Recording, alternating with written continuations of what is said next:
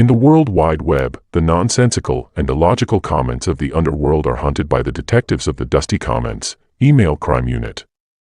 These are their stories.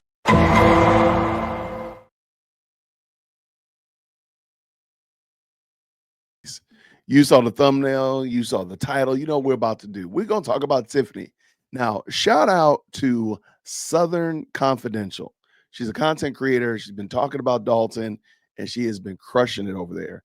She did a video the other day and I felt like, man, she's in my notes. She's in my notes, but she doesn't talk about the topic that I want to discuss, but she does bring up something very interesting. Why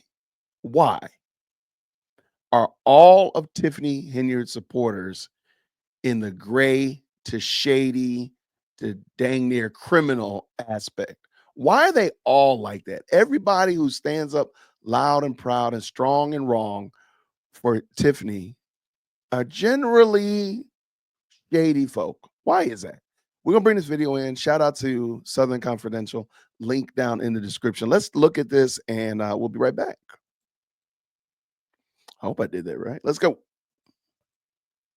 What happens to a bully who goes unchecked? They don't just stop, They grow, they multiply, they thrive. It starts small, an insult here, a power move over there. But when no one stands up to them, the bully gets stronger, emboldened. They learn how to recruit others, how to proselytize their brand of fear and manipulation. So they find accomplices, allies, people willing to follow their lead and teach them the art of war. But it's not the noble kind of war, it's the war of cowards. But here's the caveat: bullies don't operate alone, they're incapable of operating alone. They recruit, but not just anyone. They prey on the socially crippled, the professionally stagnant, the desperate, and people who are terrified to try to make a living any other way. In other words, to do it legitimately. And people who can't ill afford to lose their fragile sense of belonging. These aren't allies, they are pawns, carefully chosen because they're easy to control. And in the famous words of Sheree Whitfield from the Housewives of Atlanta, who gonna check me, boo? Who's gonna check Tiffany in that group? People that may have felonies, checkered background, suspect, past. She knows where the bodies are buried and she knows who to recruit and why. Now, that's just my observation. And the morally bankrupt, those that are desperate for a second chance. Why? Because they won't challenge her. They can't. Because to them, Tiffany isn't just their boss, she's their lifeline. She's the one thing keeping them afloat in a world that's already cast them aside. So to bite the hand that feeds them would be to admit defeat, not just in their professional lives or lack thereof, but in their very existence. So, this is the genius of a bully like Tiffany. She builds a fortress of dependency around her, fortified by people who have no choice but to stay loyal. It's not because they believe in her, it's because they can't afford not to. And when it's all said and done, the question arises, why would her allies challenge her? After all, they're not just protecting her, they're protecting their last shred of relevance in a world that's already closed the door on them. But the real tragedy of this story is when the bully falls, and they always do, the ones she recruited will fall even harder because for them, there's no backup plan. And of course, this would not be a YouTube story if I didn't have to add a disclaimer. Now, these are my personal opinions gathered from my observations from social media news outlets or other public records. And of course, at this point, it's all alleged. Now, this isn't just a story about Tiffany.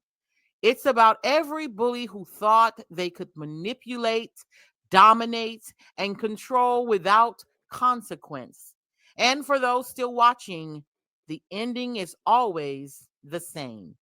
The bully doesn't just fall, they're buried under the mess that they've created, and they've taken the blind with them. So when you see a bully's karma arrive, understand this: it's not just chance, it's justice. This season of reaping has been a long time coming, built on years of unchecked behavior, manipulation, and harm. Without them being forced to eat the fruit of their own ways, they would continue to destroy everything and everyone in their path, leaving lives shattered and chaos in their wake. So, karma isn't cruel, it's corrective. It reminds us all that no one, no matter how powerful they may think they are, can escape the consequences of their actions. And when that day comes, it's not just about their downfall, it's about the restoration of balance for everyone that they try to crush along the way.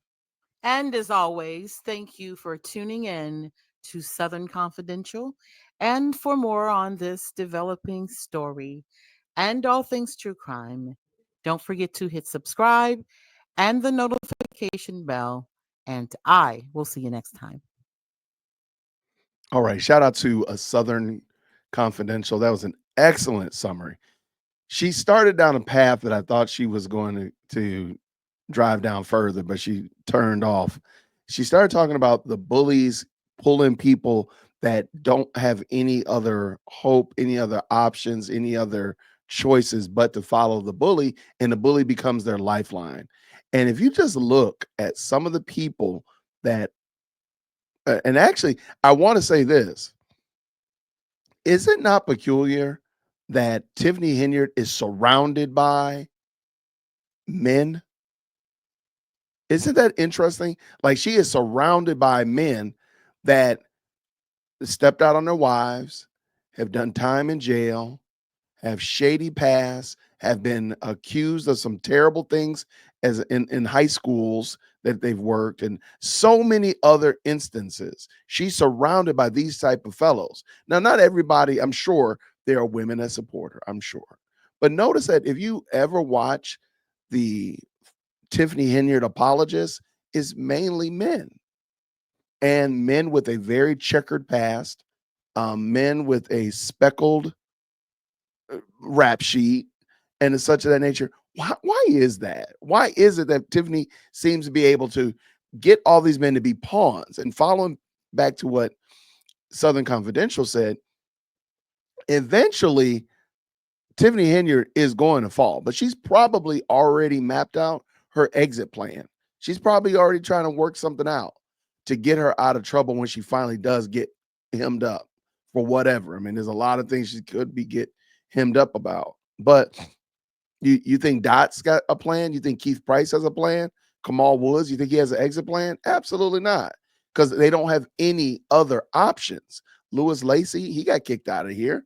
No, they don't have any other options. So therefore, Tiffany is their gravy train.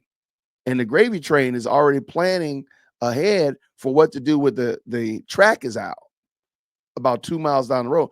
The conductor already knows the track is out, and she's already making an exit plan. They're going to be stuck, and it's a mess. But I just think it's so interesting that she's surrounded by men. She is surrounded by men that are not holding her accountable. How wild is that? Let me know what you think, please. If you go over to Southern Confidential and subscribe, please put subscribe in my comment section. Let me know that you subscribe to her channel, and also let me know if you follow to the end of the video. Thank you so much for helping me hit 50,000 subscribers by the end of April. And until next time, everybody, grace and peace. Hit that like for deal with Christian. Yo, for deal with Christian. Smash that bell for DWC. Yo, smash it. Just smash it. Hit that like for Devil Christian. For Devil Christian, smash that bell for DLC. Yo, smash it, just smash it. Hit that like for Devil Christian.